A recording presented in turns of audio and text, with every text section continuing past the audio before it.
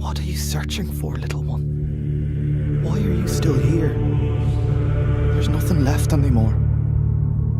Forgive me. It wasn't supposed to end this way.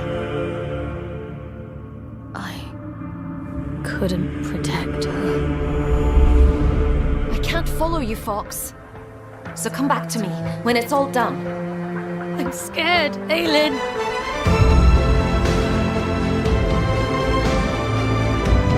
This is about something much bigger than you, Fox. Monsters? Is that what you think of them?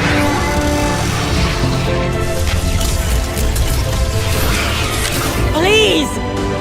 Don't do this!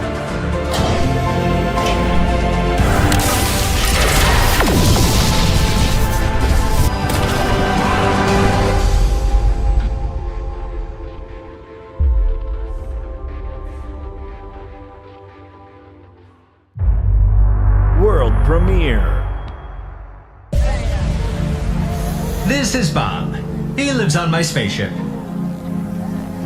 And here, Bob generates power for my spaceship from an energy larva. And this is me. My name is Despot. I'm AI. Do you like AI? I've been told everyone loves AI. Bob and other puny humans generate energy to power the engines and all the other cool modules on my spaceship.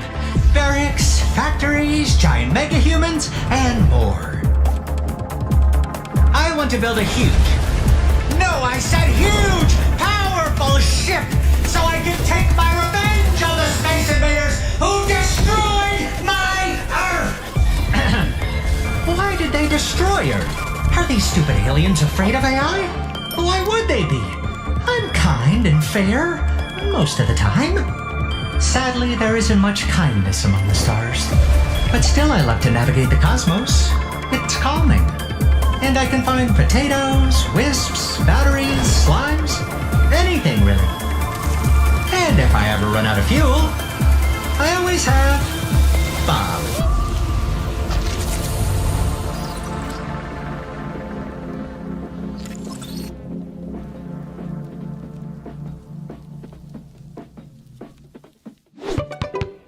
Well, I don't know about you, but I'm officially wetting myself over whatever that was. Hello, I'm Yahtzee Crowshaw, Second Wind's resident throwback to the mid-2000s era of performative Angry Man-Child game reviewers. Welcome to the first ever Second Wind game showcase. We've partnered with SkillUp, MinMax, and EXP to help us curate a hefty lineup of all manner of interesting upcoming game trailers to wear out your Steam wishlist button. I'd advise you to get comfy. There's like 80 of the buggers. Before that, though, a small amount of ado. Second Wind is an entirely independently funded employee-owned gaming media outlet. No corporate owners, no obligation to suck anything that's put before us by big boys. Sorry, that went to a weird place. We're entirely supported by viewers like you. In fact, if you go to patreon.com/secondwindgroup and sign up to give as little as $1 a month, there'll be no like about it. We'll be literally supported by viewers you. If that's beyond you right now, but you still like the idea of independent gaming media being a thing that exists, it takes very little effort to like the video and subscribe to the channel, so feel free to do that while I'm saying the following sentence. Without further ado, let's look at some trailers.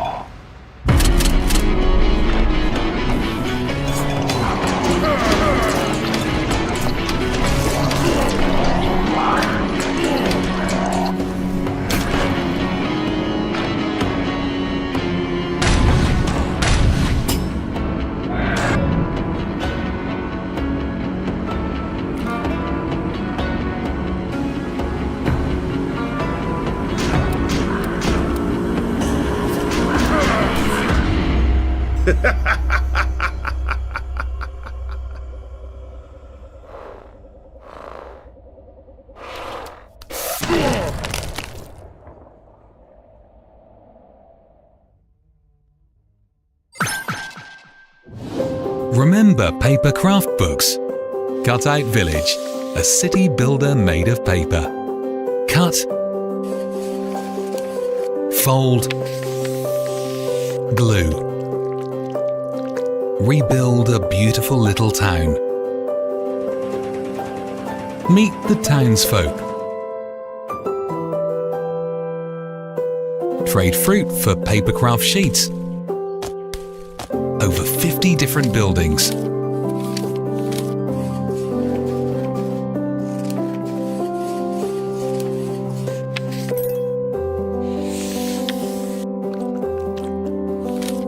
Build, decorate, grow your town.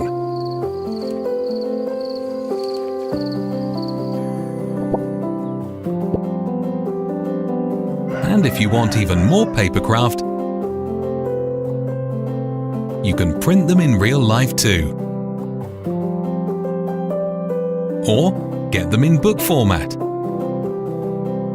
Cutout Village, coming in 2026. Wishlist now on Steam.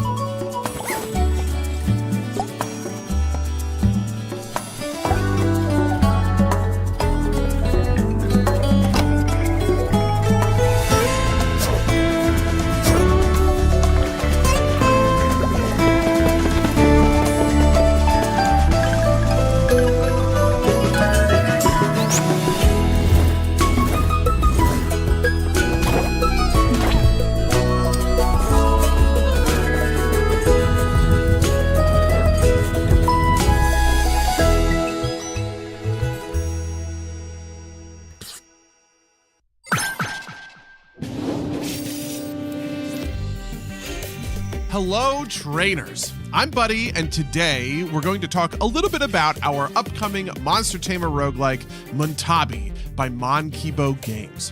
This is a game where you capture monsters, level them up, add cards to their decks, and then fight with them on a tactical grid. But for the purposes of this video, I really want to zoom in not on the Muntabi, but on these guys, the trainers you'll be playing. So let's go.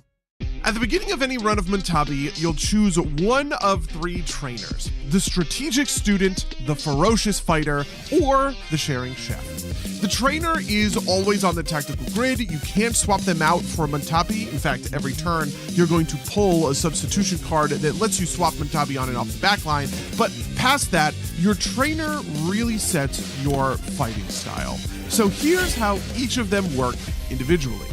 The very first trainer you start with is the student. Inquisitive and clever, the student is the trainer who doesn't dish out a ton of damage on his own and can't tank in the front lines, but gives you access to some of the best tactical plays in the game. So things like moving a Muntabi out of danger, drawing a ton of cards, or finishing off a weak enemy with a well-thrown rock, that's what the student has to offer. The fighter is a little more direct than that. She has two stances, aggressive stance and defensive stance, and stacks something called resonance to power those stances up. When she's in aggressive stance, her attacks deal more damage the more resonance you have, which kind of turns her into a combo powerhouse. If you have a Montabi who can buff her, like Chottle or Sago, then shift her into aggressive stance and she can absolutely house enemies on the map. Finally, we have the Chef. The Chef is tanky and supportive, with a passive that says every time you take damage, you get a sticker card in your hand. Stickers that let you buff the cards in your Montabi's hand. Salty will make you do more damage. Sweet gives you armor at the end of your turn. Sour leaves a debuff that deals damage at the end of an opponent's turn. So the play with the Chef is to put him in the front line, have him tank a bunch of damage, and then spread those buffs around so that you can win. Anyway, that is the briefest overview, but I'm out of time. Please check out Montabi for yourselves on Steam today, and thank you so much to everyone at Second Wind for letting me hang out with you guys. If you want to chat more, head on over to the Montabi Discord and pop in to play the demo today. Have a good one, everybody.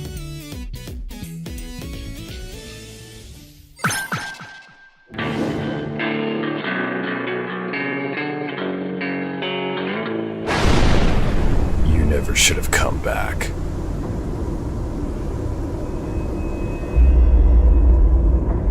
I got a message from Mira. She's been gone a long time. Ran when things got hard. Left the band behind. I need to know why. Why she vanished when everything was coming together. Isn't that why you're here too? Did you forget what happened on that night? This place remembers, and so do I.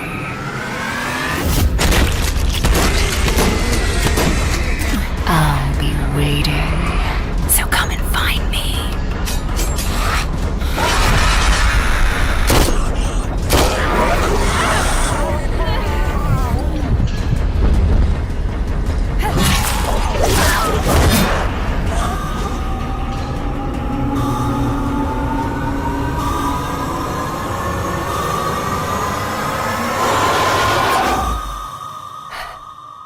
Mira.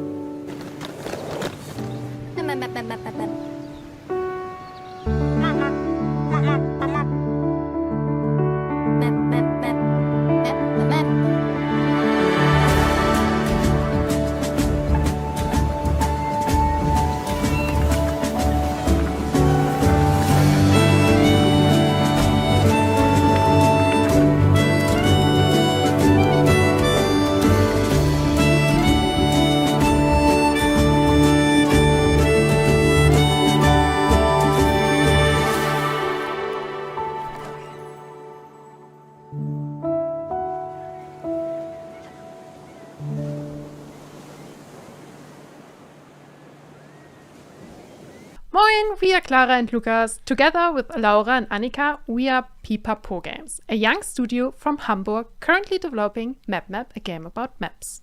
So Lukas, MapMap is a cozy exploration game with the cartography mechanic, but what makes it so unique? I think definitely the focus of our game is the unique cartography mechanic, because with it you can freely explore the environment, and that's actually the core of our game, because you need to look around and you need to find landmarks and clues in the environment, And then we have a growing set of actual cartography tools, which you can use to navigate and pinpoint locations as accurately as possible onto your map. So it's a really unique and calm puzzle adventure game. I can still remember how we showed our game at our first convention, and it was very awesome to see two players playing it. One was actually playing and the other was like backseat gaming. I thought it was very cool. What was your thought at the time? Yeah, I actually still remember exactly that. It's so fun to see people, and also not just one people, but whole groups standing around one computer playing one single player game, and everyone has their own opinion where it is, how to measure it. It's super fun to see. And that also actually was the inspiration for our Twitch integration, because with our Twitch integration, you can just by typing in the chat, you can give your own guesses and play with or against your favorite Twitch streamer. Just watching those streams with everyone giving their guesses, that has probably turned the Twitch integration into one of my favorite features. And now for the end of the interview, I actually have a question for you, Clara. What's your favorite feature of MapMap? My favorite feature of MapMap is the quality of life feature of the Diviber, because I still remember the early demo where I posted on the desktop, on the screen, just so I could measure a straight line. But now I can do it with the divider. I can paint circles and lines, and I'm so happy about it. Yeah, if that sounds interesting, feel free to play the free demo of our game now on Steam. It's called MapMap, a game about maps, and please share your feedback with us.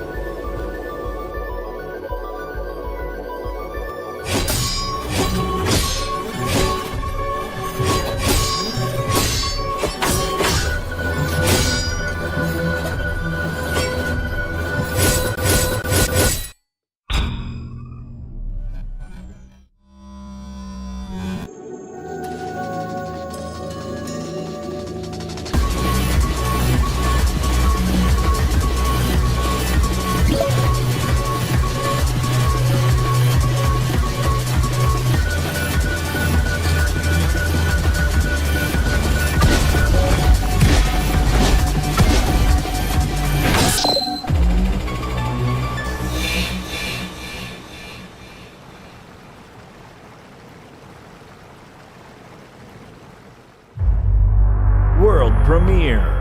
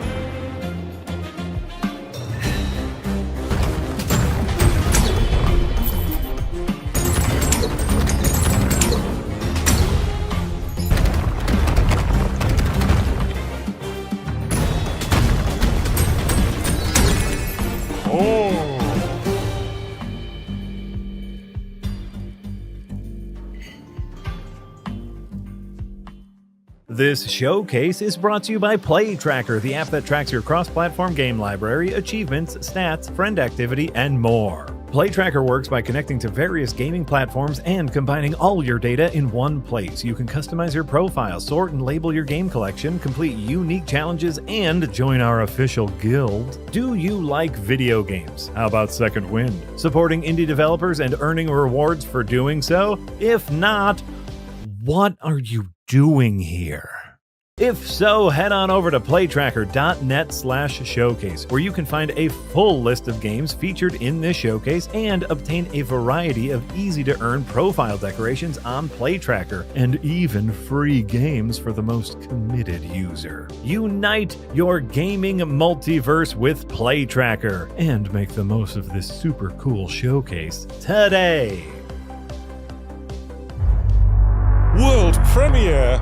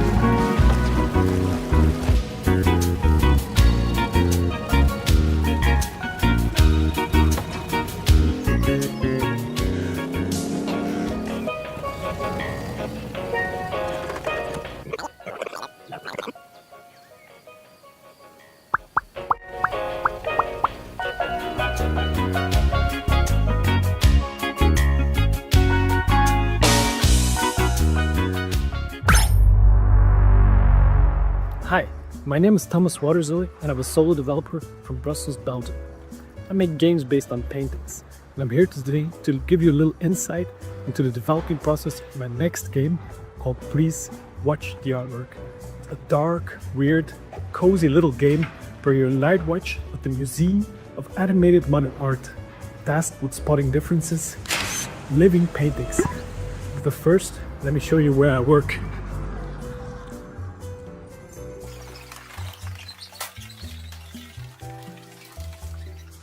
So, this is Games Brussels, the first game dev-only co-working space in Belgium. We're about 30 developers working in smaller teams of 1, 2 or 3 people, each working on their own game. We give each other tips and tricks and share feedback, which is very welcome to be honestly, especially when you're working alone. Right guys? Guys? I make games using real paintings from painters that died a long time ago, like Piet Mondriaan and James Ensor. For my third game, I fell in love with American realist painter Edward Hopper, known for his themes of loneliness and urban isolation. So why Hopper? I wanted to make a psychological horror game. It's a popular genre with a large focus on atmosphere, and it doesn't require complex game mechanics. I wanted the game to be weird and eerie, rather than scary, and I felt Hopper's work came closest to the dark and weird aesthetic I was looking for. Every painting in the game starts as a real artwork, and I bring it into Photoshop to take it apart. I separate it into layers, foreground, background, characters, details, anomalies, so that each element can move independently later. It sounds simple, but it's kind of painstaking work. Once I'm happy with the layers, I export them and bring everything into game engine Unity.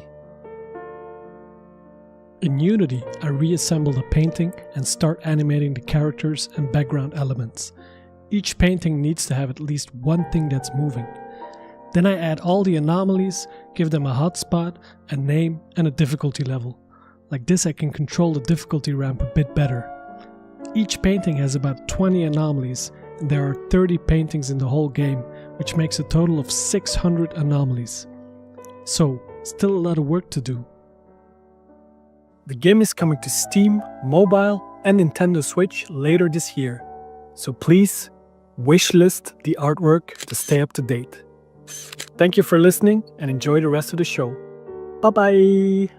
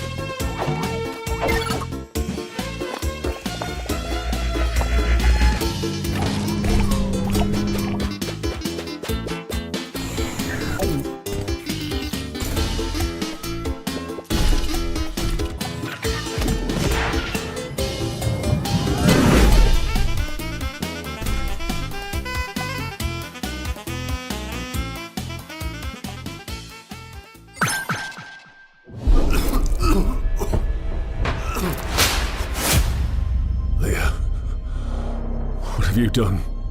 I peeked over the veil, and there was no sky. There's a spectre haunting the fiefdom of London stock. The city has been locked down for 57 days. The mind grows parched when each day feels already lived. Comrade, what if I fail? Anyone who doesn't dream in our language will be an enemy. Why? Why did you kill them? I can't be more than what I've been, Weald, and you know it. I will not be guilty of my hunger.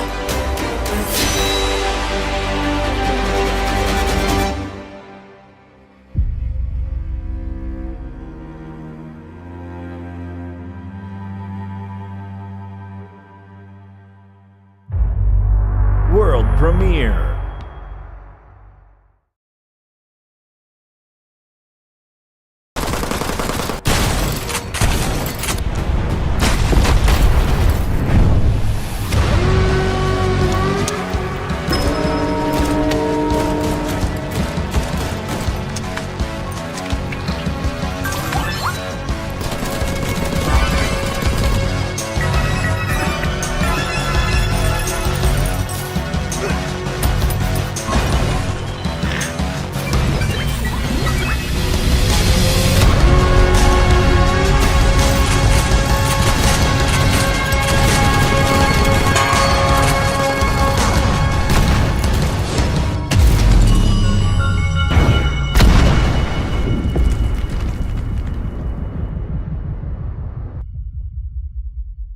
Oh?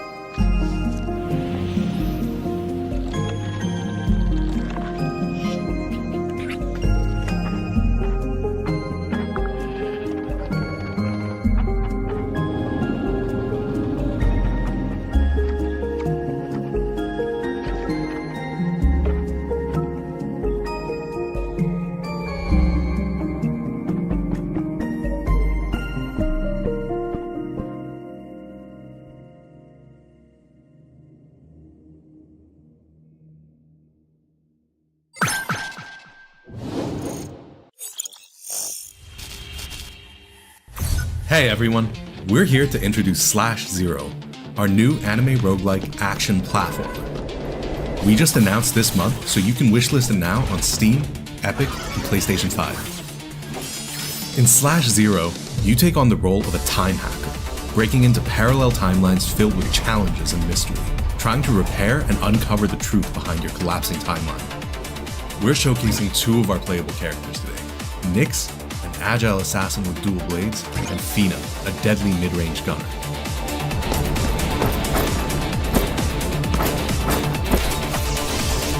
After each battle, you'll obtain blessings to expand your authority factor. Collect blessings throughout your run to create powerful, synergistic builds and upgrade your character. At the end of our tutorial run, we'll clash with a mysterious foe. He seems to be an ex-time hacker and dismantles us swiftly. But this probably isn't the last we'll see of him.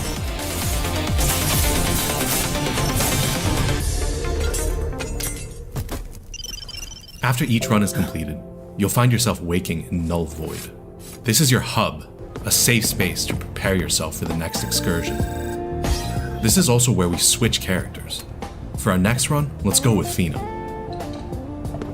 When you're ready, use the street lamp to traverse timelines again. We'll start our runs in Sector 7, the territory of the Rust Avenue Wolves. We'll need to beat them down to find clues and figure out how to fix this timeline.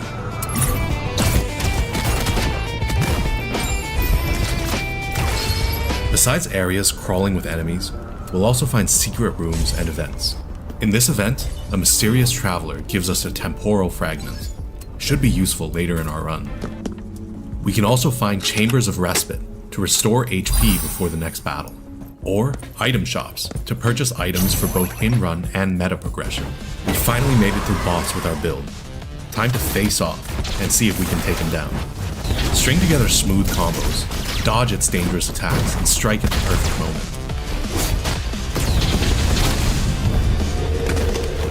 Looks like we've been defeated again, but we're going back to Null Void, powering ourselves up, and we're going to try to challenge it again.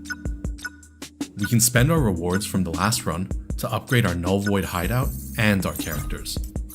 You can completely alter your movement and attack abilities with the chips you collect during your run, creating a unique playstyle. This was a quick walkthrough of our demo. There's a lot more waiting for you to discover.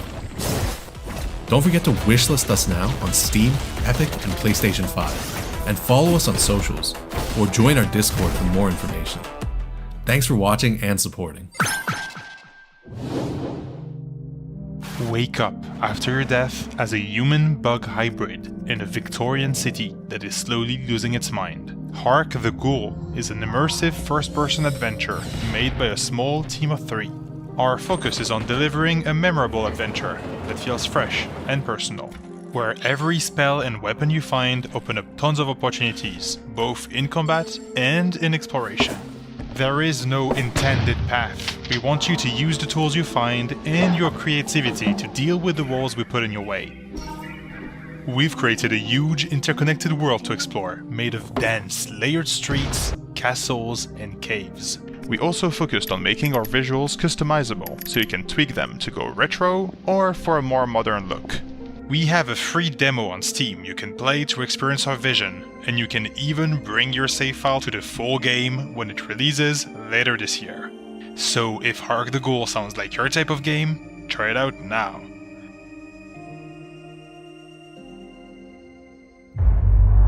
World premiere.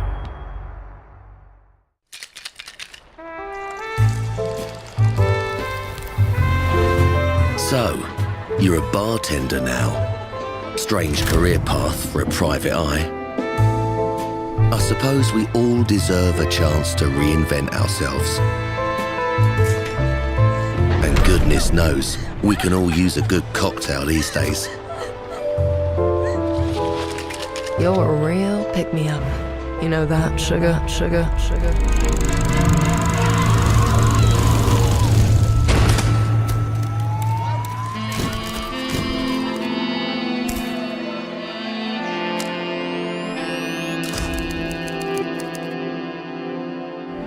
If you want real justice, you'll have to get it yourself. The people of Bukovi need you. And to get to the truth, you're going to need them. But before all that, how about another round? You never know. It might help loosen some lips.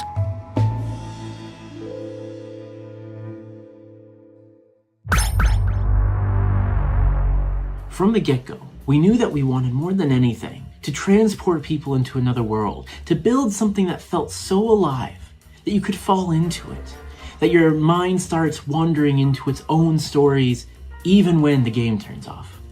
Hi, my name is Tyler Whitney, the narrative director at Seismic Squirrel, and today we're going to dive into how we crafted immersion in Aether and Iron.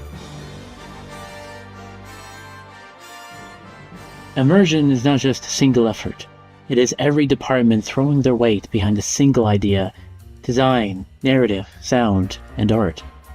Narrative had to draw from the time, building characters, dialogue, and plot lines that fit the genre and tone of what someone would expect from a caricatured 1930s New York. The world needed logic, history, a reason it was the way it was, a reason it worked the way it worked. But words weren't enough. The world needed to visually evoke all the same feelings and emotion. The architecture needed to tell a story. The colors needed to convey feeling. The science fiction needed to balance the bizarre with the real.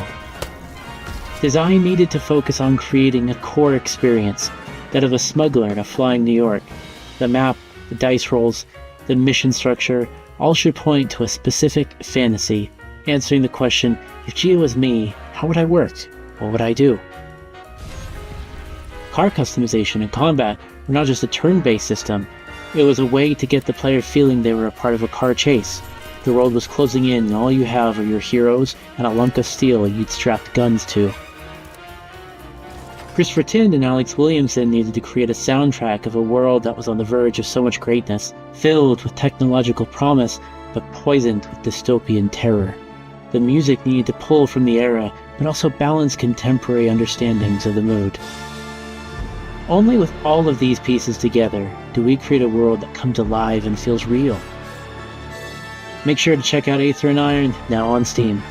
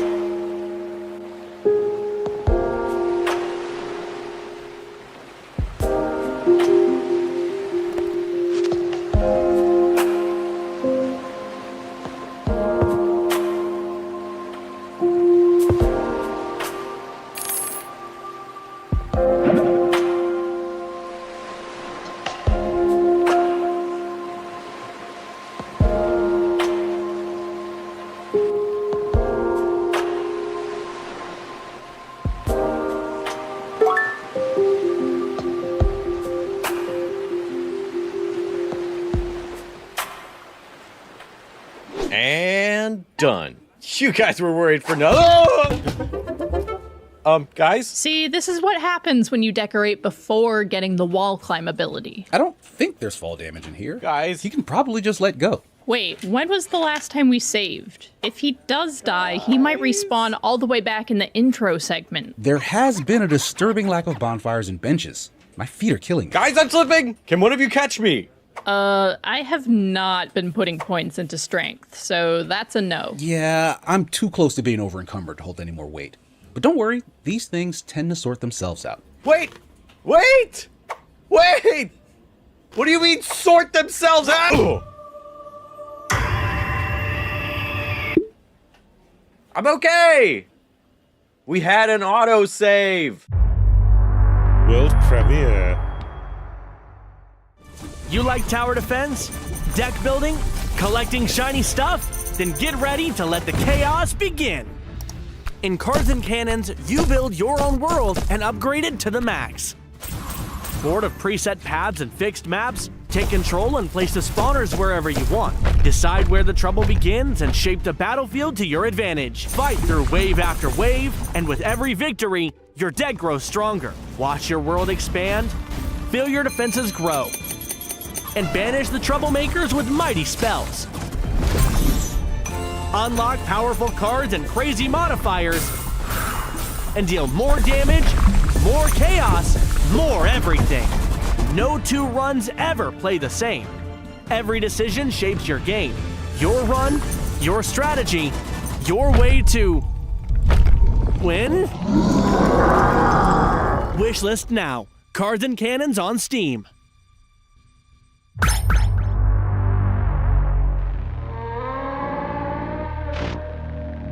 You may be brave. You may be powerful. But if you enter this dungeon, you will not survive. Lay your cards right, and maybe you'll live to tell the tale when you play Forbidden Solitaire. Slay vicious enemies and unlock powerful abilities in a card game unlike any other. Forbidden Solitaire. Play Intruder.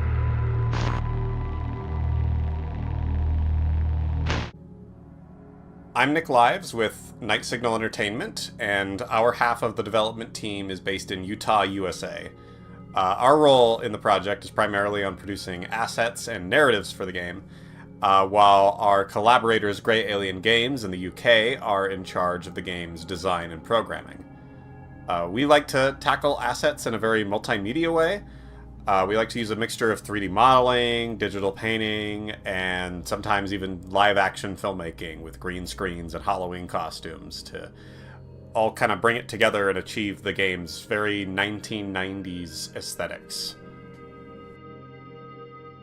Can video games kill? It's solitaire!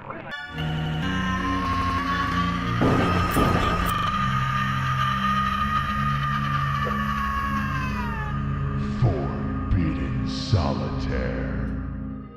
Our studio's last horror game, Home Safety Hotline, was set in the 90s, and it did very well for us.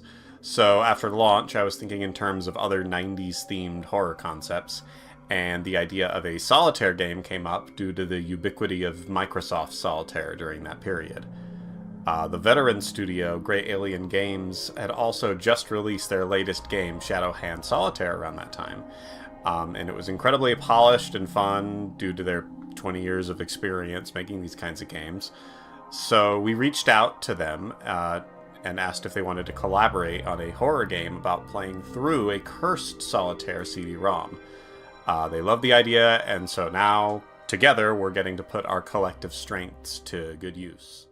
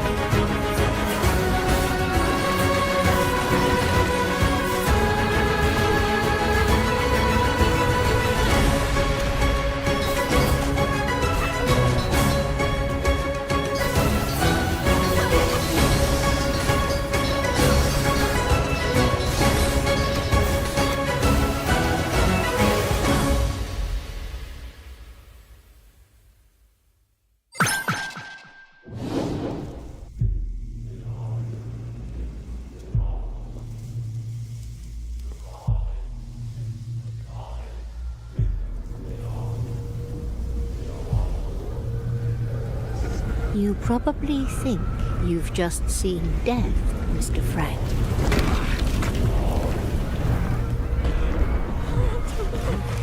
But look closely. You are walking a path which can lead to life.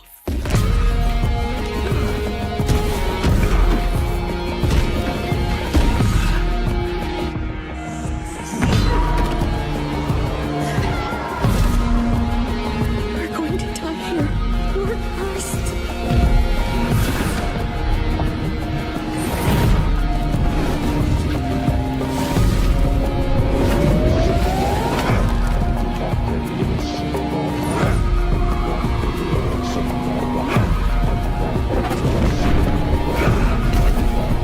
Seeking salvation? Step toward it. Walk into the fire.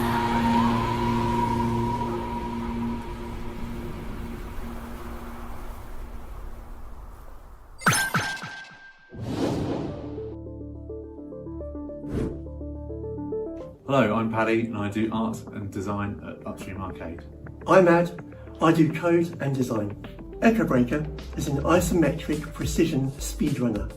Players need to complete a series of dangerous courses as quickly as possible, even sacrificing their health to go that bit faster. We're inspired by a wide range of genres, especially racing and combat games and the new wave of games that move toward formalising speedrunning, such as Neon White and Haste. Players need to go fast, fight enemies efficiently, and figure out the cleanest route through each level. Every level is a new challenge. We introduce more obstacles, tougher enemies, and even harder to find secret routes. We've made sure that every level is timed and ranked so you have targets to aim for. Each rank rewards you with more tools like a ghost display, or your previous fastest run, or a shortcut hint. One of the main mechanics in the game is called the Echo State. Echo State is the most powerful but dangerous tool at your disposal. Depending on how much power you build up, you get a jolt of speed at the end. The more damage you do, the faster you go. Every time you use it means there's one less mistake you can afford to make, and that could cost you your run. It was honestly great fun making Echo Breaker. Each level is like a cross between a platform and a racing track. Finding that perfect line and locking into the flow state makes it so satisfying. It's been a lot of healthy and maybe unhealthy competition within the studio. We're excited for people to get their hands on it and get to that flow state sweet spot. You can wishlist Echo Breaker on Steam.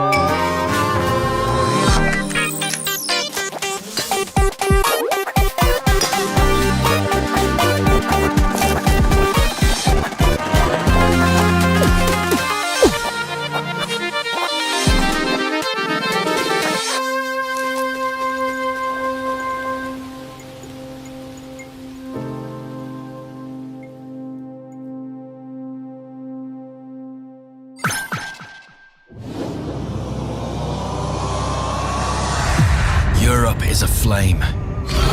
It slowly but surely succumbs to the invasion. Yet there are some who still believe in the crusade against evil.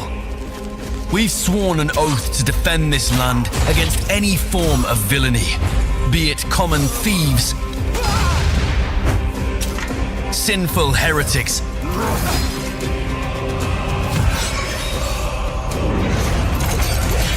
or demons from the depths of hell.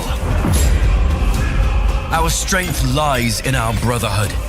To stand a chance against Beelzebub's spawn, we train together, we eat and pray together, and we welcome new brothers to our order.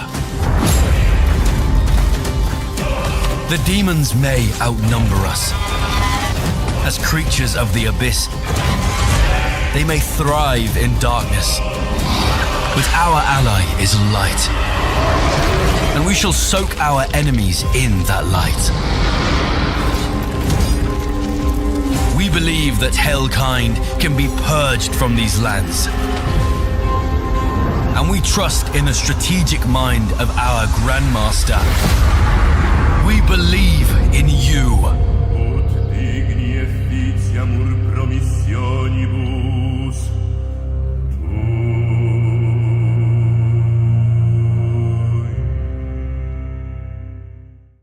Hi, I'm Tom, one of the game designers from Virtual Alchemy, and I'm here to show you how we've expanded the narrative sandbox for our game, Band of Crusaders. As we traverse across the world, we might see something like this. A merchant caravan beset by bandits, it's a classic, and approaching the scene a dynamic event may trigger, providing us with some beautiful artwork, accompanied by a short story, and of course, choices and consequences. We're using the simulation we built and having it tell its own little emergent stories. In this example, seeing the caravan in its current predicament, we can either decide that it's not worth the effort and move on, though some of your men will take issue with that, or rush to support them, where we risk the threat of injury but reap the benefits. And whilst it's nice to create stories based on the simulation, we also created events for the simpler pleasures. Travelling through some village's outskirts may have to decide how to deal with a runaway ox, for example. Or if one of my crusaders is a known drunkard, he might get into all sorts of escapades. The system can create interesting character arcs as a result. And so we believe that the dynamic event system will create unique experiences based on player choice. Anyway, thank you for listening, and please enjoy more gameplay found in our trailer.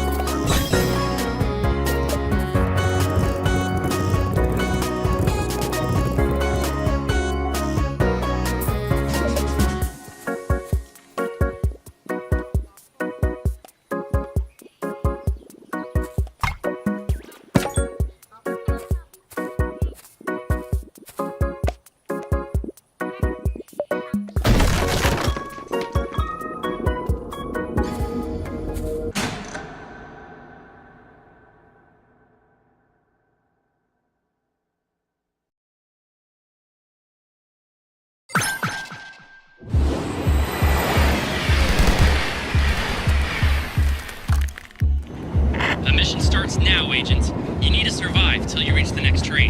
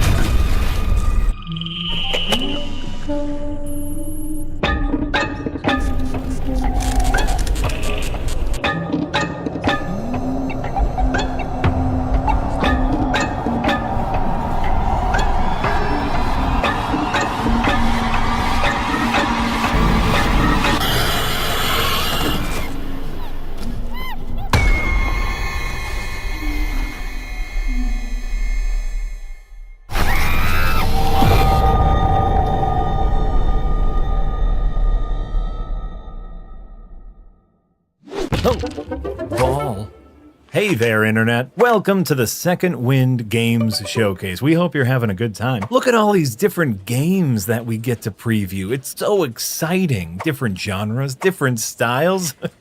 That's kind of like all the different genres and styles you get here at Second Wind. We have video game reviews, shows talking about the industry. We even have shows and podcasts by video game developers. And weekly live streams playing all sorts of games. Maybe playing some of the games that you saw here today. Except for if it's me, because I usually stream Dark Souls. I stream a lot of Dark Souls. I might have a problem. And if video games aren't your only hobby, there's shows and podcasts talking about movies. I'm even on one of them. And also, we have our award-winning Dungeons & Dragons actual play show, Adventure is Nigh. What award did it win, you ask? Shut up. It's a bunch of us getting together, playing Dungeons & Dragons, editing the episodes, and animating the cool bits. In fact, our new season is about to begin. Wouldn't you like a trailer? Wouldn't you? This situation definitely seems kind of grand in scale. I feel like we're gonna need to draft a couple extra hands. You guys feel like you're up for the task? Do I get paid like time and a half? All the money is monsters right now. That is true. The money is monsters. You do not want to be paid time and a half, brother. That is true. I'm about to do something I have never done before, which is DM a game with 6 players. Look at all these lovely players! Sigmar Iceblood, the ASMR Archer, Susan Shearfist, Right Hand of Death, Luca de Beppo, Grinderbin, Moss Goodsex, Northman Rafflesworth, Everwin Smythe. Season 5, 6 players. Oh, I'm so glad y'all are here and that you're okay. I don't know what's happening. Coins have run amok. We're busted. You get back here immediately. They're all over the club. It's chaos all the time, though. That's the new standard. Any change is chaos. I do not know if I can control this, and I'm going to tell you, I'm not sure how long this is going to last. If you don't pull out the platinum, we're going to lose the nightclub. It's important to give your players something they love and then threaten it.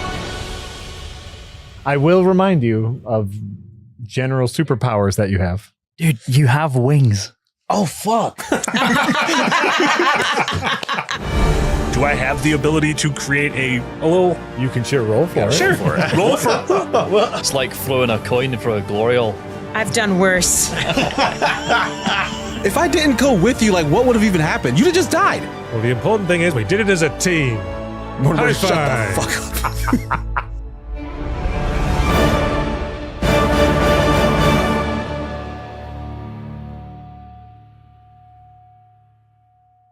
You got through my classic puzzle-filled dungeon, something we don't do very often here. No. Now we know why. On Adventure is Nigh. That was great. And now, back to the showcase.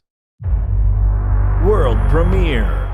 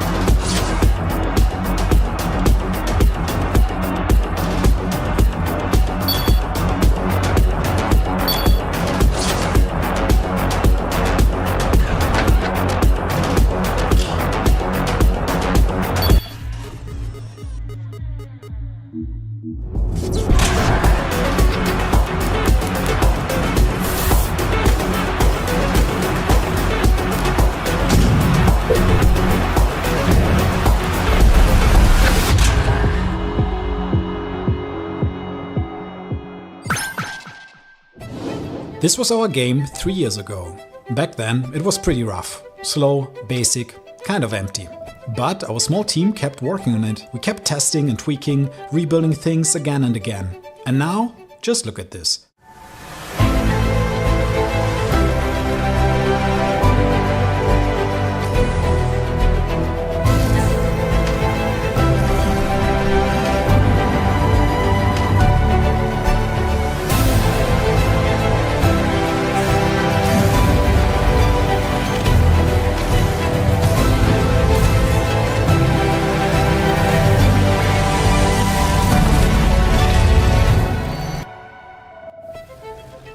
This is Couch Planes, and if you think this could be a great game, please consider adding it to your wishlist. Thanks!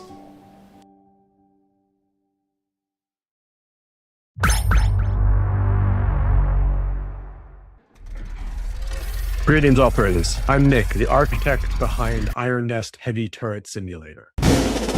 In Iron Nest, it's an operator's responsibility to build an accurate representation of what is the current battlefield situation. You are charged with taking in battlefield reports, scouting reports, information from high command to build out a map of what's going on before you can make any tactical decisions. If you feel that that information is lacking and you need more, you have at your disposal reconnaissance aircraft and deployable forward observers that you can use to clear up specific areas of the battlefield. Then decide what your fire missions will be and what your priorities will be. Control every lever, every dial, balance precision, power, and consequences. Choose your ammunition, adjust your elevations, and unleash thousands of tons of high explosives, gases, armor-penetrating shells, cluster mines, and all manner of war onto the battlefield. This June, during the Steam Next Fest, we will deploy the first public demo. That's also when we will officially reveal the game's release date. As previously announced, our target is around mid-2026, most likely late July or early August. As for the mobilization fee, we're aiming for a launch price, including the launch discount, of somewhere between $10 and $15. I have been actively running playtests on our development Discord since December, and I will continue to do so up until launch of the game. So if you would wish to stay close to the front line, follow development, and learn more, please report into our Discord channels. Thank you, operators, for your upcoming sacrifices. I'll see you on the battlefield.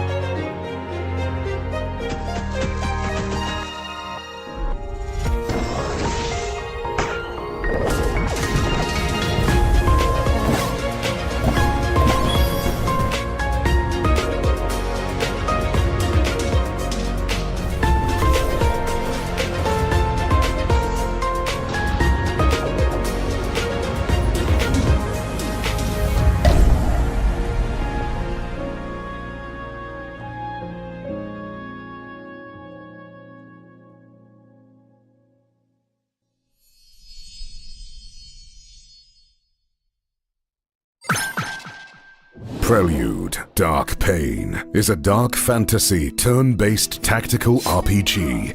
You play as Soren, a blacksmith and retired warrior. Every battle is about synergy, so he must gather allies to fill his squad. Today, we'd like to introduce some of these characters. The Blue Nets are led by Duoko, Soren's father-in-law through his wife, Egoa. Since ancient times, they have been tasked with guarding the seas and southern coastline from bandits. Tamias is the Blue Nets' frontline bruiser, straightforward, loud, and impossible to ignore. He can be a tank or a devastating damage dealer, pulling the attention of enemies away from his allies, enduring their blows and retaliating with great force. Maya was taken in by the Blue Nets after being forced from her home by the Order of the Ashen Crusade. A skilled archer, Maya can shoot powerful arrows that push enemies away or reach them far across the battlefield. She can also summon magic and animals to aid her hunt. Urza is the first daughter of Duoko, the leader of the Blue Nets. As the clan's high shaman, she's able to use powerful magic. Unleashing nature to deadly effect, she can also support and heal her allies from the backlines. The son and heir to Duoko, Rufio is skilled at combat and preparing to take on the leadership of the clan. With his chain axe, Rufio can slice through enemies or grapple them towards him. Using status effects and intimidation, he can change the flow of battle. Sade, from the Keepers of the Veil, which are one of Statira's oldest clans. Tasked with fixing the veil between realms, she uses a cross that allows communication with her divine companion, the Lady of the Cross.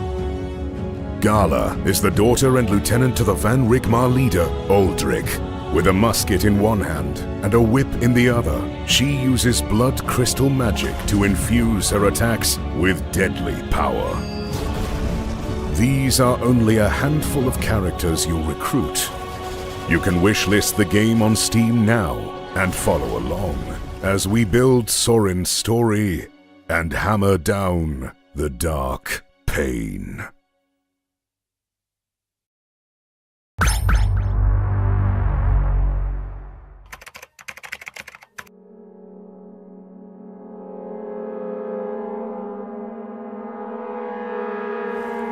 Sola, this is amazing.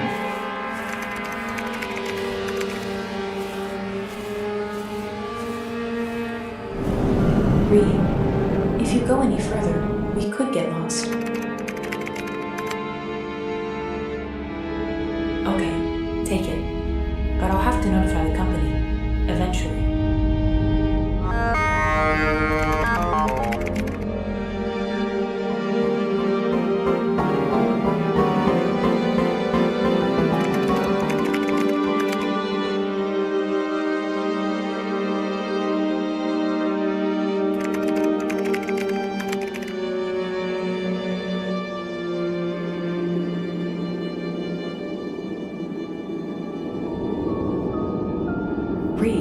I'm detecting an extremely loud sound source. What do you mean?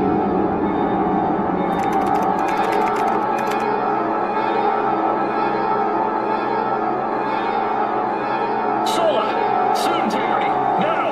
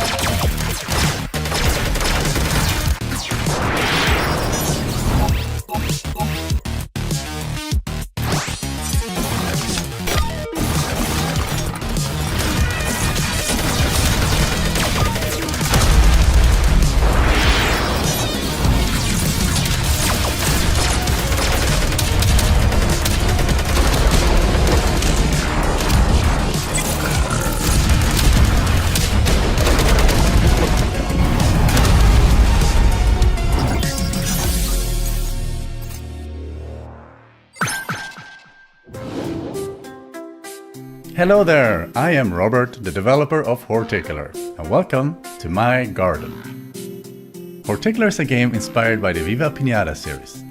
In it, you grow your personal garden and make habitats for various wild animals to settle. And after almost 2 years of being on Steam, I'm happy to announce that Horticular is coming to the Nintendo Switch in a week, on April the 30th. I love spending time crafting the perfect garden and filling it with life, and I hope you will enjoy it just as much as I do. Now, each animal species has specific wants, whether it's a unique kind of terrain or even plants that provide shelter, food or other necessities. But that's not all, as you'll also be working with keepers, the small gnomes that inhabit the world. They need help solving the mystery of where the previous gardener disappeared before the world turned into a wasteland. Could these two things be related somehow? And in exchange, keepers will help you take care of your garden, make sure your plants and animals stay healthy, and even teach you a little bit of magic. And that will come in real handy, particularly when a mysterious nemesis shows up and you need to dispatch of their minions. Now, creating animal habitats is a bit more strategic than it might seem at first. Some species enjoy being near others, whereas others won't get along quite as well. It will take careful planning to use the space in your garden efficiently, while keeping animals from stepping on each other's toes. Alongside the base game, we're also bringing the Frozen Frontier expansion to the Switch, which brings a fresh take on the Horticular experience. Thaw a frozen world with a new heat mechanic and uncover its mysteries with unique flora and fauna. The Frozen Frontier DLC will be available as a separate add-on, as well as in the Complete Edition bundle along with the base game. I look forward to seeing all of your gardens once Horticular is released on the Nintendo Switch, April the 30th of 2026.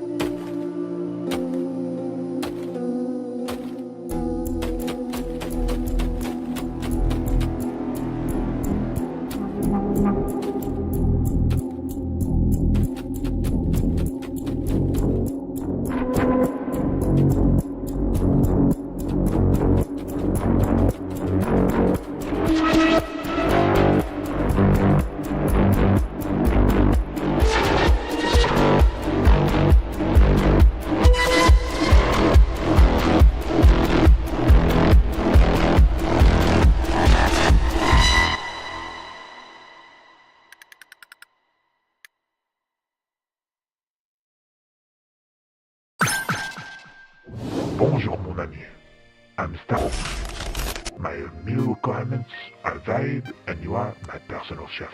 At first, choose your bento size. Then put as much food as you can. Full bento always tastes better, mon ami. Don't forget about your tools, mon chef. They'll help you throughout your work. Voila, bento is ready. Oh, c'est délicieux. What are you saying, mon ami? Exit? No. Choose your next dish and make me more bento. Remember one last thing. Don't let me starve, mon ami.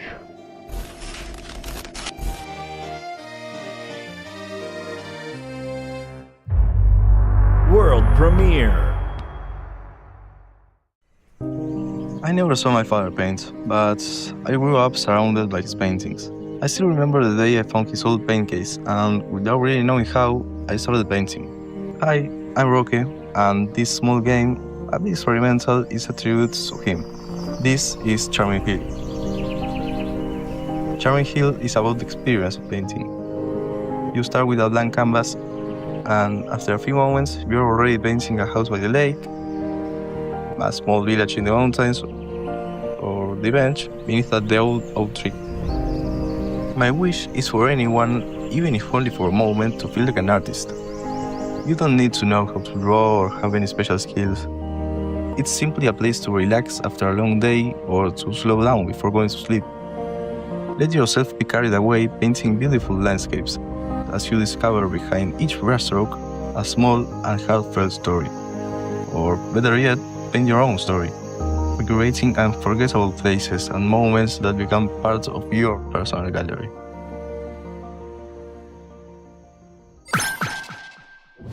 Hi everyone, I'm Gabriel, Creative Director on Distant Shore Bretagne. It's a first-person physics platformer inspired by Half-Life 2, Portal, and Mirror's Edge. In this game, you control magnetism to carve your own path through the ruins of a post-apocalyptic world. Pull, push, attract, repel metallic objects. Bend rusty structures.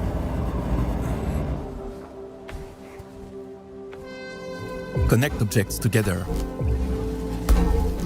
to route electricity, or simply build your way forward. In this game, there is no single solution. Only the one you invent. Play the demo out on Steam right now to find out what's waiting for you on the distant shore.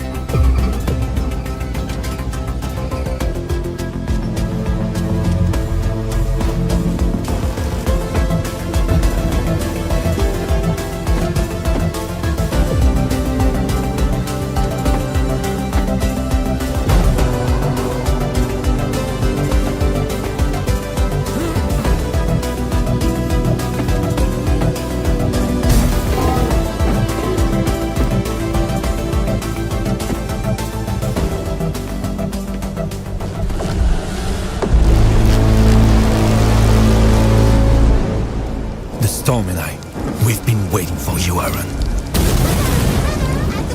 How many times do I have to strike you down before you understand? How many times before I get my brother back?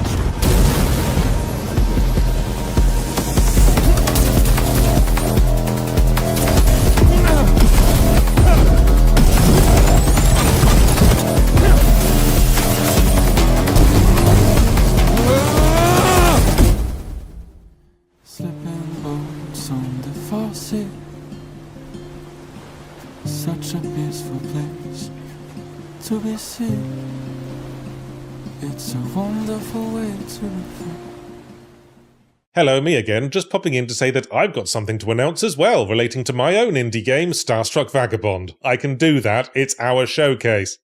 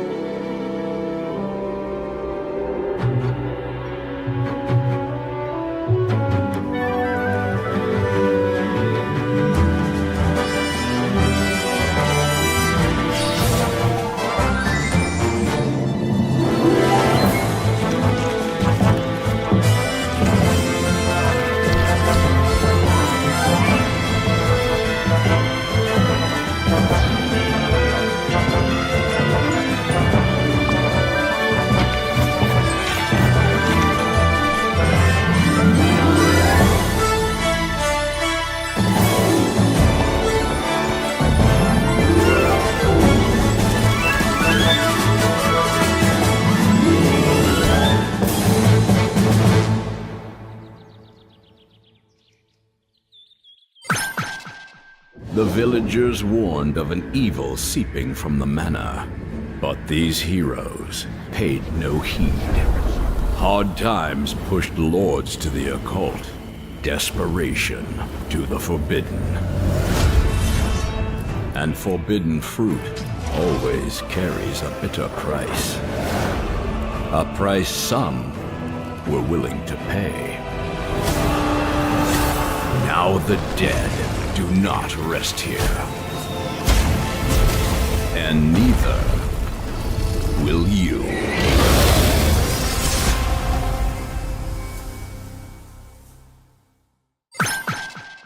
Hi, I'm Josh Sullivan, and I'm the creator of BPM Bitcrushed. I really wanted to take what we did with BPM bullets per minute and do something a bit different. BPM bullets per minute taught us that shooting, dodging, and reloading to the beat felt so much fun to do. So with BPM Bitcrushed, not only can you play along to our epic soundtrack, but I've also built a system where you can import your own music tracks. You start the game with one character, but over time you can unlock more characters that have different starting loadouts, abilities, and gameplay gimmicks. Being a roguelike game, dungeons are procedurally generated, and that includes everything that spawns in the run itself. There are many weapons in the game for you to find, but what makes them super unique is the weapon modifier system, which changes or enhances the way the weapon works. In my first game, BPM Bullets Per Minute, we noticed that speedrunners took a liking to the game. So if you get a run that you really like, you can save the seed and replay it. I really want this game to speak also to the hardcore roguelike community. And at the heart of this game is the hardcore roguelike experience. So I've made the game so meta progression and story related stuff, it's not required to play the game. It's there if you want to engage with it, but it's never required to actually play the game. Thanks for listening, and if you liked what you've seen here, please wishlist the game on Steam. And why not join the Discord community too? Thank you.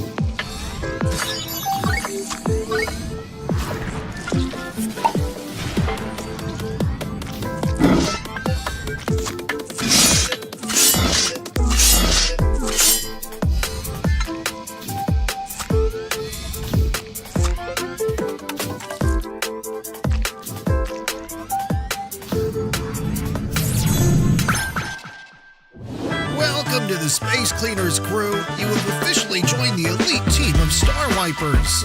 You are about to start your galactic career in the most important sector of space exploration. What awaits you? Blood, sweat, and bits of aliens. Literally. Sometimes green, sometimes purple, and sometimes, you'll see for yourself. Unusual smells. Our database predicts that 37% of them will be impossible to describe using human words. Invite your friends to join the Space Wipers organization and clean the cosmos together. Your motto at work: if it doesn't move, wipe it. If it moves, just shoot it.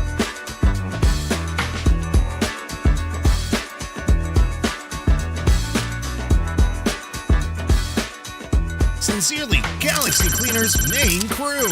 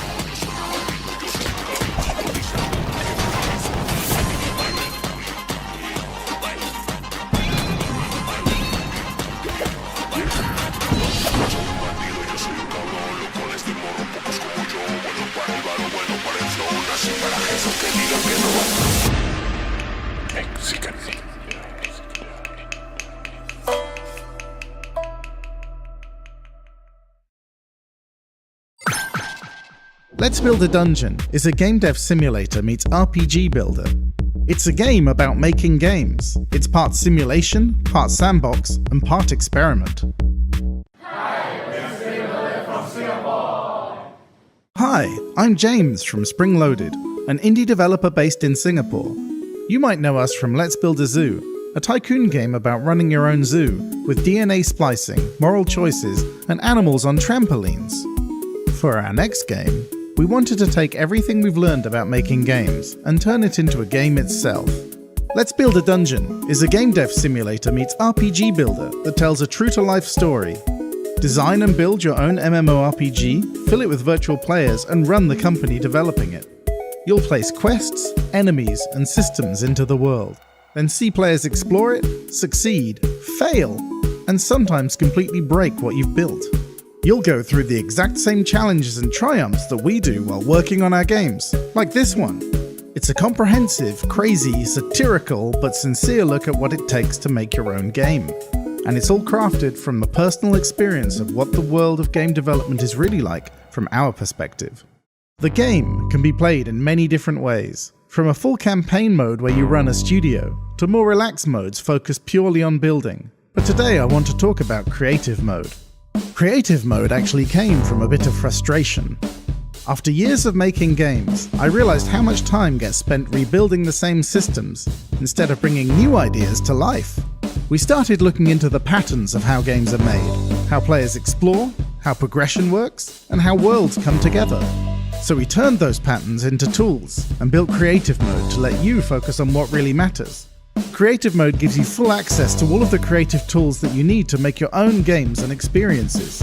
You can write dialogue, create quests, draw art, make recipes, freely alter stats, and basically take full control of our custom game engine. It's a blend of creativity and simulation that lets you instantly see what works and what doesn't.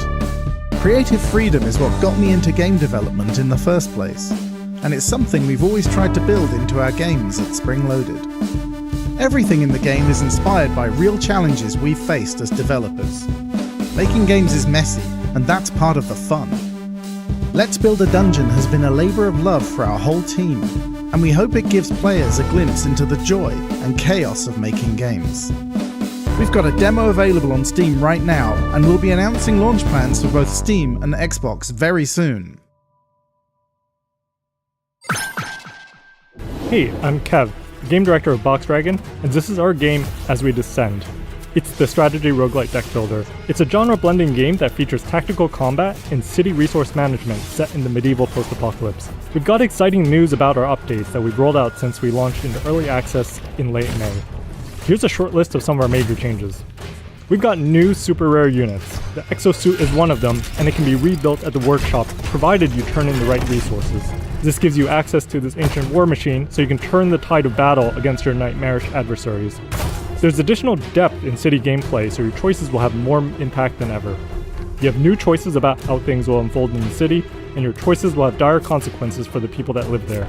There are way more difficulty settings. We've expanded the difficulty settings from 5 major dissension levels to 9, with 9 additional difficulty modifiers beyond that, for a total of 18. This will allow you to customize to your heart's content, and experience a more steady ramp-up of difficulty as you master the game. We've added lots of unlocks that transform gameplay. Each of the unlocks of the Vault configuration screen allows you to change the playstyle of your units and discover new ways to build decks. There's also new unit reworks across the board. We've removed boring and less synergistic effects and replaced them with new tools. Units are better equipped with tools that allow them to synergize with other units, so each run is an opportunity to try new combos. The Codex also arrives, allowing you to gain a better understanding of how much content you've seen, how much remains. And we've also patched in tons more content. That means more cards, more perks, more technology.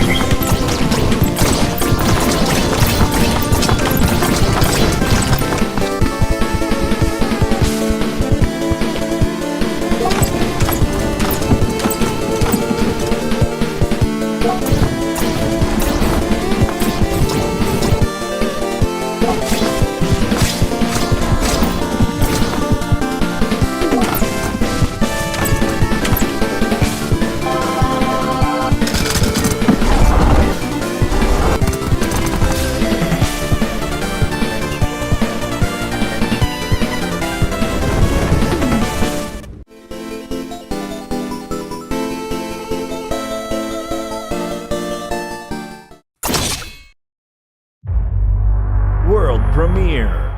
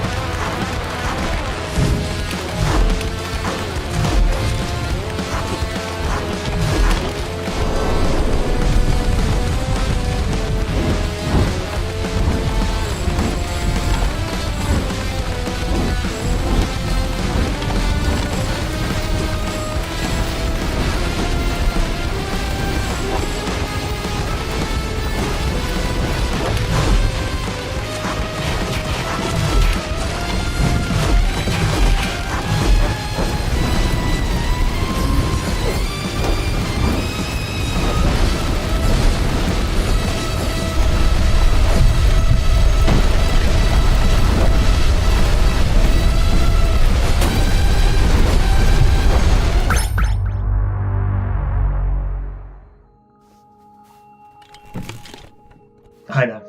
My name is Alex, and I am the game director on Polyamory, and for that I am very, very sorry. This is the worst thing ever. Don't want to do it! Don't make me do it again! I hate that. I hate that. Do not good boy me for this. I'm Anna, the lead writer on Polyamory, and I'm also so sorry. Oh no! You killed the man's wiener! Do I just like dating inanimate objects? My name is Artemis, and I'm not apologizing for Why do they make these games so hard? These modern games are too complicated. Alex comes to me, he wants to make a first-person shooter, dating simulator hybrid, but he wants to have a muscle mommy RPG in there, so like, what am I supposed to do? Not give her absolutely massive... Sure, I mean, she's hot, but I didn't realize what birthing such a character into the world would do to people. Bark, bark, bark, bark, bark, bark, bark, bark, bark, bark, bark, bark, bark, bark. Sorry. No, talk to mommy. Don't watch TV. I don't give a about these cocks. Talk to mommy. You know, I never thought I could feel this way about a weapon. We asked Artemis to make the characters expressive, relatable, and dateable. People are drawing her constantly. Full-size body pillows, like little figurines, full pinup posters. I mean, God. Not good. This team has an incredibly terrifying way of just saying yes and I'm afraid that I've committed to the bit so hard at this point that I'm married to it. I wake up in a cold sweat in the middle of the night, like, what have we done? This radio stresses me the out. Whichever one of you did the Alex Jones impression, I can't handle it. I'm to experience the Remington. It's making me angry. I have so many strong feelings about portable document files and mayonnaise. I'm the lead writer, and I don't know half the stuff that's in the game anymore. Is that a bird? Destroy a feathered government spy? The birds are spies. What? A second ladder? What do you mean there's a second? There's a first for everything. Look, I didn't think I was into ladders. Apparently I'm into ladders. We set out to make a game about romancing firearms. We wanted to tell a story about loneliness, loss, connection, radicalization, divorce, sexy people with guns for heads. Brilliant! Game of the year! Masterpiece. Greater than, like, that's a true work of art. That ladder right there is going to be mine. I worry we may have started a cult.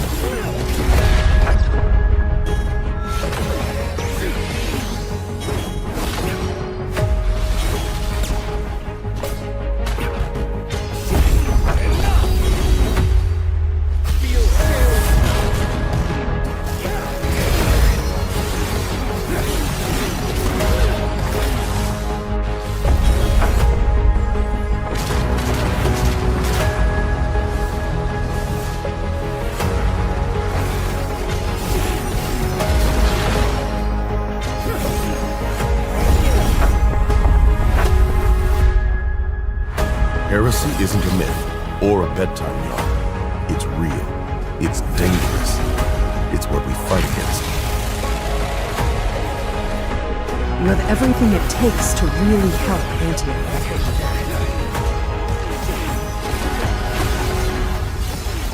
What do you want us to do?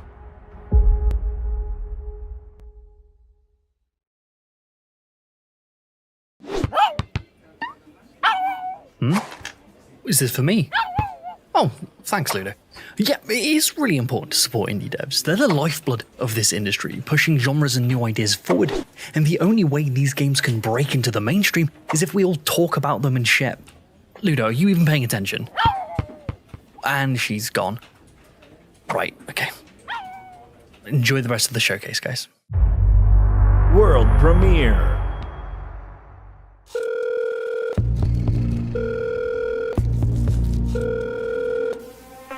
Thank you for calling Exorcist Hotline. Press 1 to call our on-site exorcism team. We are professionals.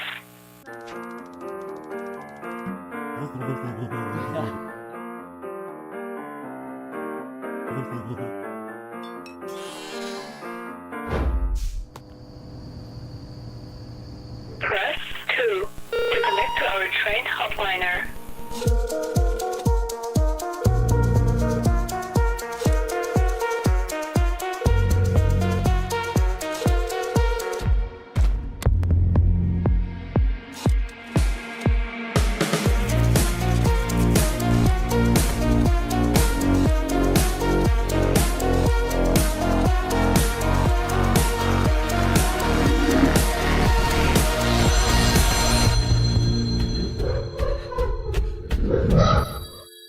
Thank you for calling Exorcism.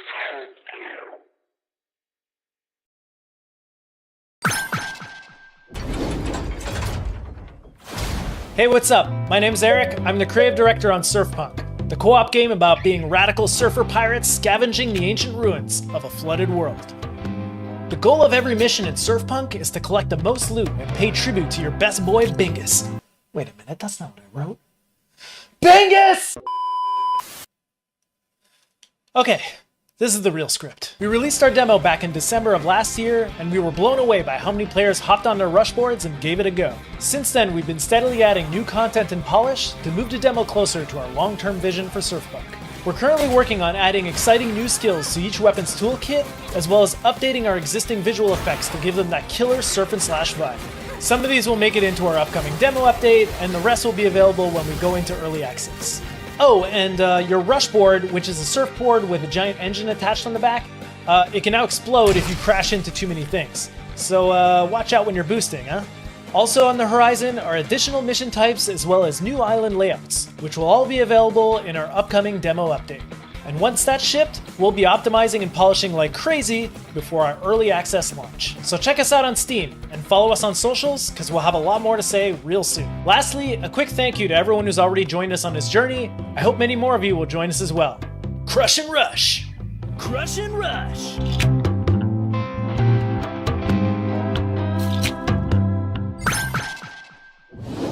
Hi, I'm Rick from Epic Tellers, the developers behind Starfinder Afterlight. Let's pick a character and jump into our beta. They chose the wrong... Lock and load! Hail there! Help is coming! Today, I will be talking about the characters you will meet, starting with Breach, who introduces himself after you crash in Akiton. His duty is to show his larva adventures and struggle, so he sees in you a perfect opportunity. I'm a recent appointed priest of the Forever Queen and mentor of this little lava. Lava! Me! Next, you will talk to Mama Paca, the owner of the Cauldron, a bar with, let's say, some turbulent reputation. She will take care of you and guide you on your quest to find your missing captain. The moon of misfortune. You are one of Kali's crew. What are the chances? Sit down, Enyim. Kali'd never forgive me if I did not take care of you. Whatever Later, you will find your second companion, Sterling, who is in the middle of dealing with the nasty cold that torches place. You have destroyed my business, burned it when there were people inside, but no more. This ends here. The branching narrative will allow you to take many paths and make your own story.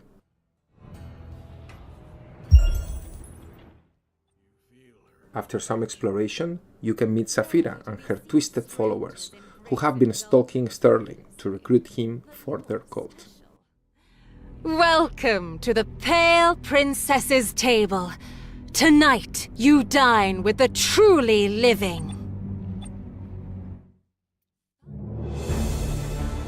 Before we finish, let me unveil a new character. Nuara is a private detective that could prove a good ally if you choose to friend him during Act 1. Stay tuned for more information, and thanks for watching.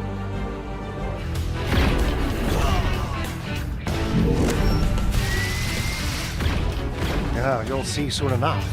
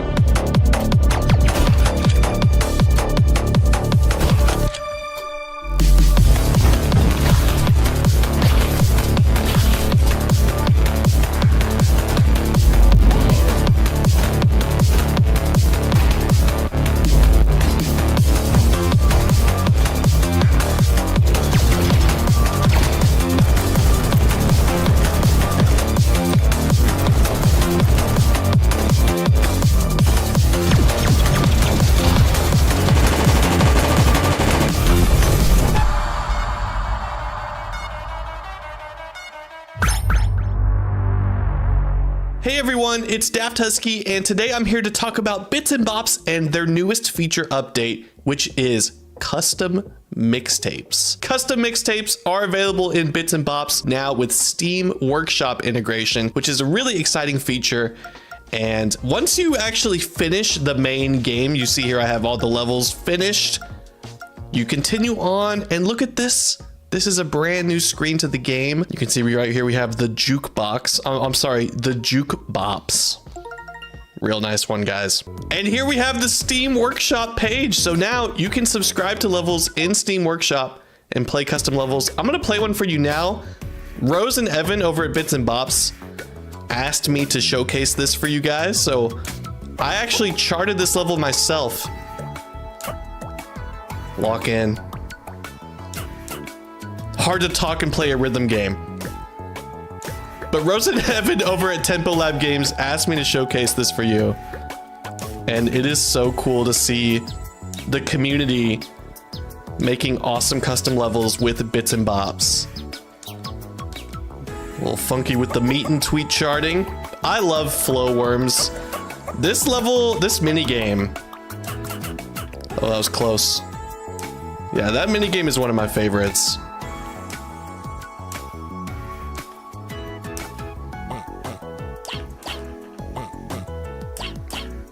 So far, so good.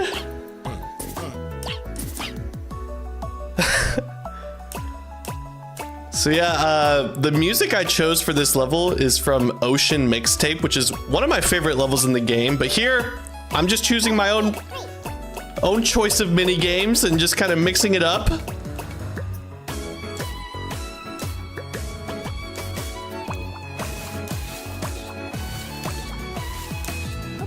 What's also fun about making custom levels is you don't have to follow all the same rules that the main game does. You can get kind of crazy with it, you know, but use that power with responsibility, I guess. Or don't.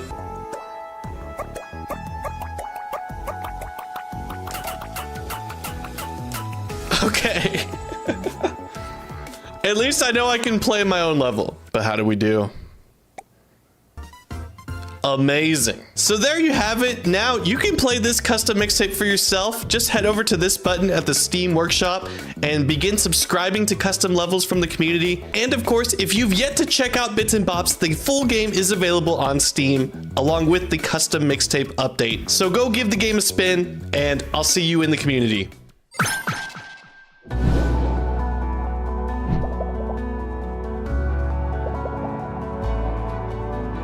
Hi, this is Isra from Digital Sun, and here's a first look to Moonlighter 2's second major update during the early access, including new features, challenges, and cute companions.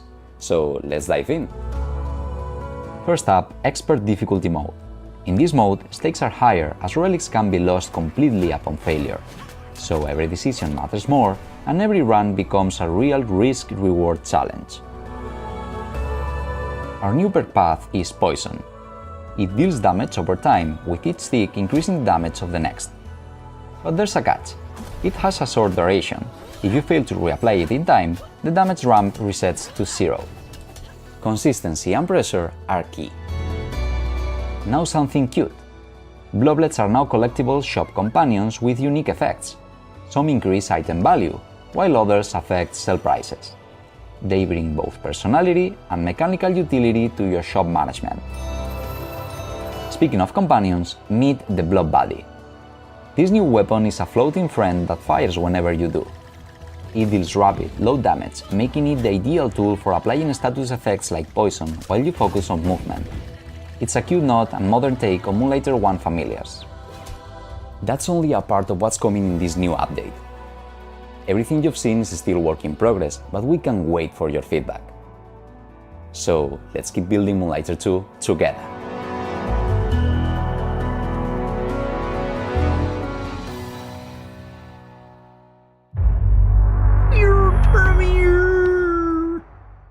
Alright, let's start. That looks simple. Yeah. No, wait. Too bad. See you later. You should be careful there. No! Okay, come. No! Sorry. Oh, sorry. Oh, no. Oh, nice. Yeah, gotcha. No! Oh, sorry.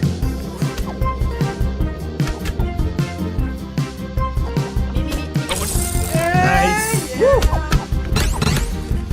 Yeah, let's go. Nice. I think it's this one. Bye. Oh.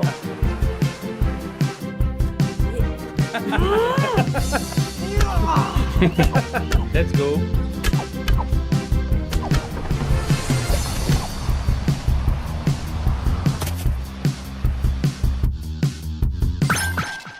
Sayre Security Officer Michael Lawrence here, with my last report. When everything turned to shit, it happened fast.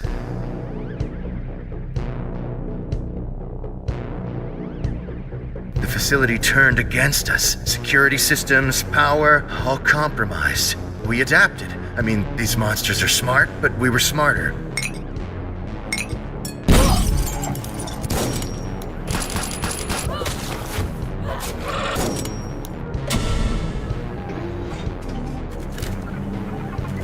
I abandoned my post. I ran, and I'm not goddamn proud of it, but there's something much, much worse in this facility than these goddamn dinosaurs. I just want this nightmare to end. I wish I was one of the lucky ones. It's coming. If you hear this, get out. Get out. Don't think, don't wish, just run. There's no hope left here.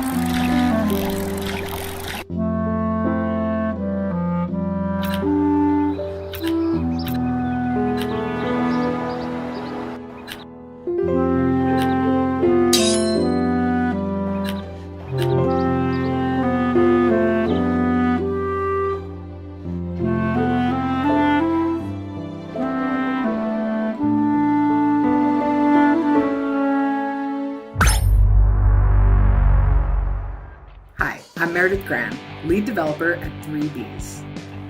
Perfect Tide Station to Station is a narrative adventure set in the year 2003. You play as Mara, an 18-year-old college freshman with big dreams of becoming a writer. She's left her island home of Perfect Tides, and the big city and all of its possibilities lay before her. But her ambitions are complicated by the many challenges, experiences, and personal relationships that life is about to throw at her. Mara's quest to be loved is just as significant as her desire to be heard, and the two goals will often butt up against each other in interesting and hilarious ways. The life she lives is going to inform her writing, and vice versa. So prepare yourself for a deep and personal story about coming into adulthood, finding your place in the world, and surviving an age that many of us would be both horrified and dazzled to look back on. Point-and-click adventures aren't always inherently controller-friendly, and that's why I've partnered with my friends at ClickPulp to add enhanced controller support and a streamlined user interface. Perfect Tide Station to Station is already out on PC and Mac, and I'm happy to announce that on May 14th, 2026, it's coming to Nintendo Switch.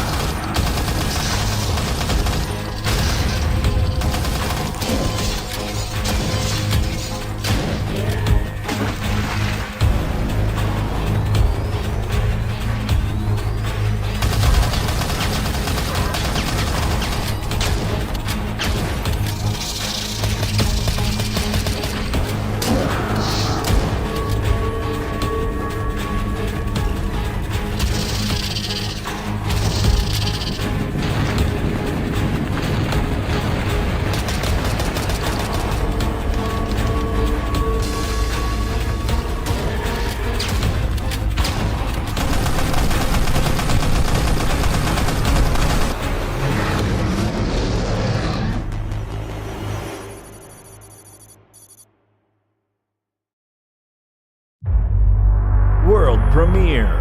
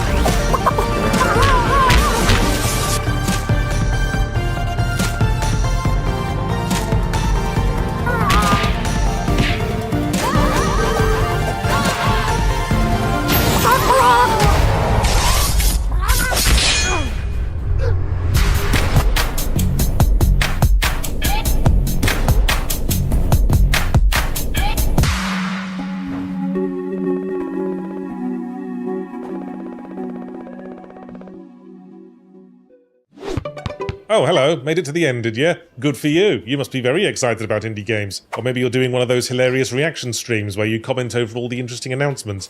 Maybe you're talking over me right now and didn't hear me say that. Hello? Excuse me? Stop talking over me on your hilarious commentary stream, you huge bellend.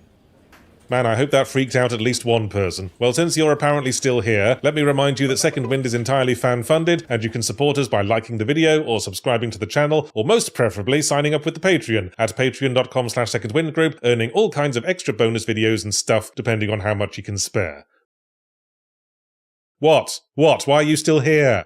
I have no more trailers for you, and I'm done shilling the channel. Are you expecting me to do a little dance now?